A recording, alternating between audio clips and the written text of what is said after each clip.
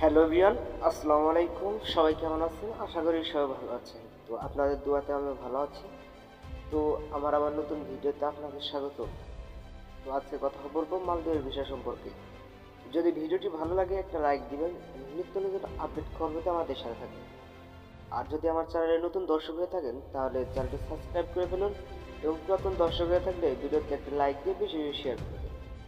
তো ভিউয়ার্স, আজকে কথা বলবো মালদ্বীপের ভিসা সম্পর্কে। অনেকে ভাই কমেন্ট করেছেন যে মালদ্বীপের ভিসা খুলছে কি, তাদের উদ্দেশ্যেই আমার এই আজকের ভিডিওটি করা। তো বেশি বেশি শেয়ার করার অনেকে দেখার সুযোগ করে।